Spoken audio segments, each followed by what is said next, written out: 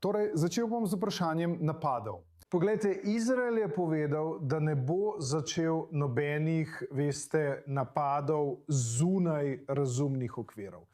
In ko imate slike oboroženih osumljencev, ki se približujejo vojakom in te dokaze delite z mednarodno skupnostjo, kar izraelske obrambne sile sicer ne počnejo pogosto, pa bi verjetno morale, kot to počnejo zdaj. To kaže, da Izrael uporablja presojo, v nasprotju s trditvijo predsednika Trumpa, ki pravi, da Izrael ne kaže nobene presoje in samo strelja po lastni volji. Torej ne, Izrael ne strelja, nima prehitrega prsta na sprožilcu, preprečuje grožnje svojim vojakom in zagotavlja dokaze, ki jih lahko vidi ves svet.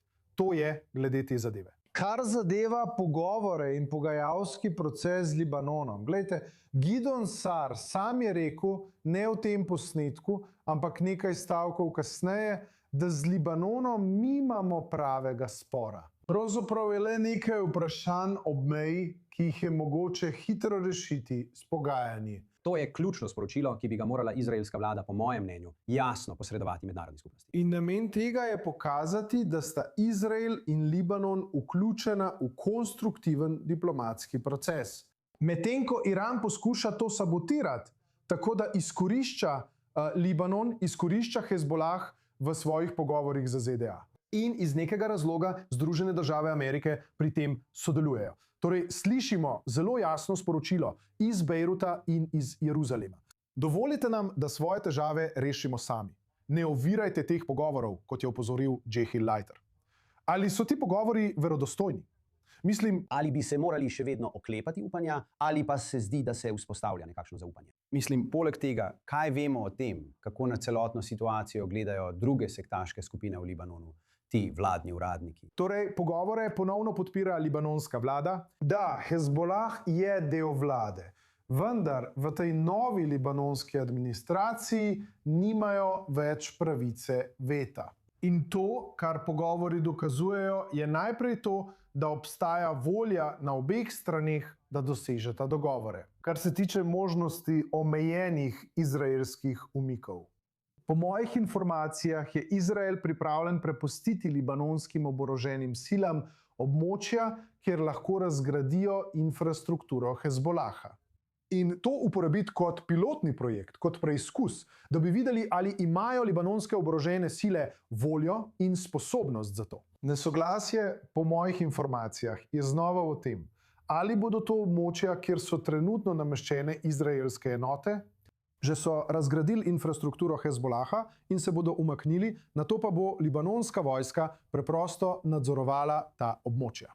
Ali pa govorimo o novih območjih ali drugih območjih, ki jih Izrael ne nadzoruje. Da izraelske sile niso razgradile infrastrukture Hezbolaha, da bi jo predale libanonskim oboroženim silam.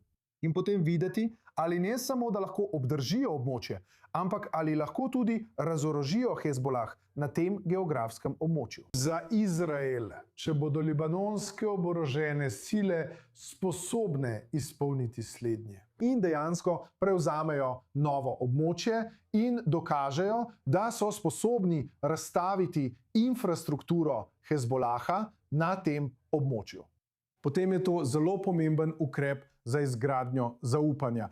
In to so stvari, o katerih se govori. Izrael je odprt za postopno umik. Izrael ne želi ostati v Libanonu. Bodimo realni. Mislim, da nam v preteklosti ni uspelo preveriti, ali bi libanonske oborožene sile to lahko storile.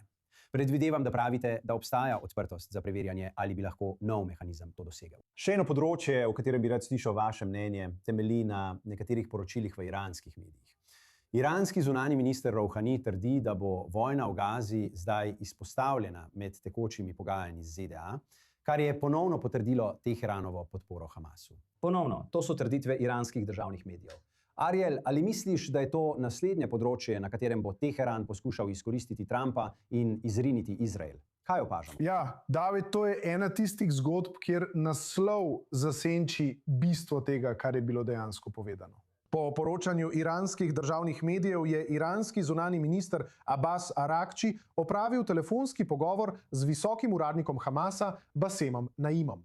V tem pogovoru je dejal, da Iran še naprej izpostavlja vprašanje Gaze v svojih pogovorih z Združenimi državami. Ne, da bi to šele začeli početi, ampak to počnejo še naprej in vidimo, kakšen učinek ima to. Mislim pa, da to izpostavlja bolj zanimivo vprašanje glede tega, kako Iran poskuša najti usklajeno sporočilo glede tega, kako poskuša rešiti svoj program posrednikov. Ker smo v zadnjih nekaj tednih videli, da je Iran najprej rekel, da Izrael ne more napasti v Libanonu, na to pa, da Izrael ne more napasti tudi v Bejrutu in tudi na jugu. In potem so tudi rekli, ker so zahtevali konec vojne na vseh frontah, so vključili tudi Gazo in dejali, da bo vsak izraelski napad v Gazi povzročil iranski odziv. In potem so odstranili Gazo, zdaj pa pravijo to. To kaže, da Iran po eni strani poskuša rešiti svoje posrednike in ugotoviti, kateri posrednik je vreden boja. Mislim, da se morajo sprijazniti z dejstvom, da so izgubili Hamas kot posrednika, vendar ne poskušajo le ugotoviti, kaj lahko rešijo, ampak tudi glede sporočanja želijo.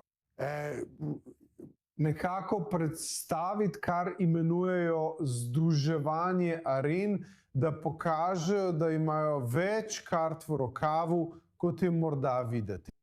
Ampak mislim, da resničnost dokazuje nasprotno, da Hamas ni več karta v iranskem rokavu. Poskušajo to pokazati. Nisem tako prepričan, da je Hezbolah tako močna karta, kot bi si želeli. Hezbolah je trenutno izkoriščen. Tega ne počnejo, da bi rešili Hezbolah. To počnejo, da bi uporabili Hezbolah kot vzvod za dosego tistega, kar želijo izpogajati v pogovorih z Združenimi državami. Če lahko vmes tudi pomagajo zmanjšati izraelske napade na svojega zadnjega, preostalega, močnega posredniškega akterja, močnega v relativnem smislu, saj ni primerljiv s tem, kar je bil Hezbolah pred nekaj leti, potem bodo to storili. Toda njihov edini namen je, da izpostavijo in uporabijo to libanonsko vprašanje kot vzvod v pogovorih z Združenimi državami, ter hkrati ustvarijo razkol med Izraelom in Združenimi državami. Točno tako.